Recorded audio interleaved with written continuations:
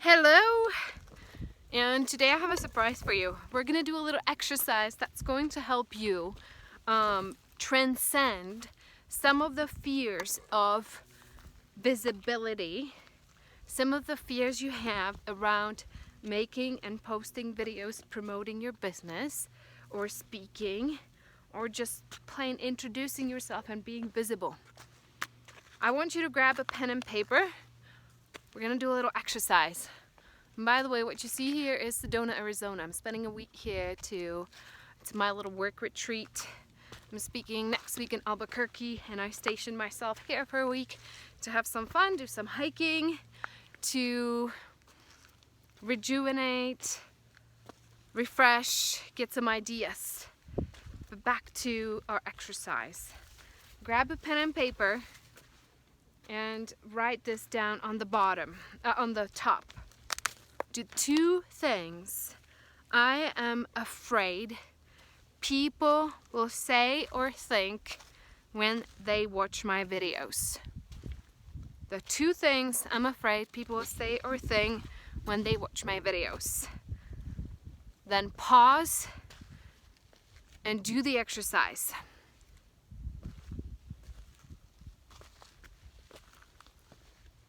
Okay, so I'm gonna assume that you did that exercise. There might have been a thing or two that were a little painful for you to get to. And if you haven't gotten to something and you really cannot see something for yourself, it is probably because your ego mind is protecting you from what it is that you're most afraid of. So I'm gonna give you some ideas. I'm gonna share my own.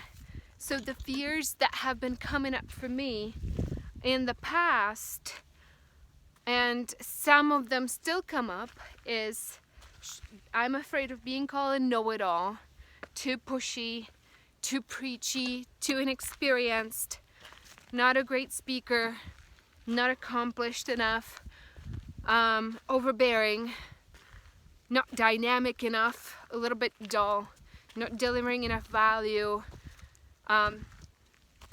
too salesy, you name it. So if any of those resonate with you, I want you to add that to your list. Okay, the next step in our exercise is going to be very counterintuitive. I want you to totally own that you are that person. And this is going to be really hard. When I do this with my clients, the first pushback, the first objection is like, and what I hear from them, well, I'm not that way. I'm just afraid people will think that. Well, if even 1% of you, or if you can find even one instance in the past where you were that way, go along with it, because you would not be afraid of being judged that way if you were not afraid you actually are that way. Okay, so go along with it, don't resist it, and I want you to fully embrace and own that you at times can actually be that way. So what? Okay, the next part's like, so what? So what? I'm a little preachy. So what? I'm a little overbearing. So what? I'm a little know-it-all. It's okay. All right? I want you to embrace it and own it. And also, just look at it. Like, what is it that you have been resisting for so long? Is it really so bad that you're pushy? Is it really so bad that people judge you? I really want you to sit with it and own it. And the third piece of this exercise is this. If you have any feelings that are coming up around this, any anxiety, any resistance, I want you to set your timer to 2 minutes and fully feel what it feels like, what it would feel like being called those names, and be with the feeling. The biggest mistake that I see people making when processing their feelings is actually thinking them. and they go on this rant about blah, blah, blah, blah, blah, blah, blah, and they're just like thinking the feeling. It doesn't allow you to process your feelings. The purpose of this exercise is to actually feel it with intention and as much as you can for 2 minutes. And the intent of it is to feel in order to release. Is not to feel in order to just wallow in it. It's feel in order to release. That's why we do it for 2 minutes. And that's why we do it with intention.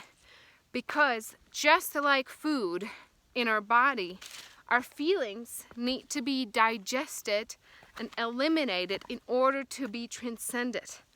Okay? So you need to actually allow yourself to feel the feelings and process them and digest them and eliminate them. What happens if you don't? And why is this important? If you repress and deny those fears, those anxieties, they stay and they create a lot more pain later on. They just stay in the background and they affect your life subconsciously without you agreeing to it.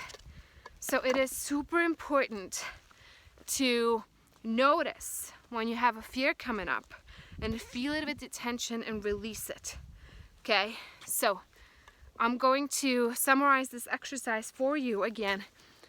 So the step number 1, if you haven't done it, you write the 2 things that you're afraid that people say or think when they watch your videos or when they see you on stage, if you don't have any fear around videos. Then I want you to own that at least a part of you is in fact that way, and come to terms with it and get that settled, get that flat. Like, it's okay to be that way. It's not the end of the world. And the last thing, if you have feelings around it, if you're in some anxiety, I want you to take 2 minutes to process, digest, eliminate the feeling by actually feeling it with intention, just like feeling in your body, not thinking it. Okay, so that's my challenge for the day. And that at the end, I want to hear from you. Did it make a difference? Did it allow you to feel a little bit better about making videos? If you actually don't, if you still have some fear around making videos, then do the exercise again and look for more. What is there more that you are afraid that people say or think? Sometimes it's a lot of things. When we just start doing this, there's a lot that we have been suppressing for a long time. It all needs to be processed and digested and eliminated in order for you to have the freedom of self-expression and to promote your business. And here's why it's so important. This is the thing that makes or breaks your business. Because you need to be visible. You need to be making videos. You need to be on stage.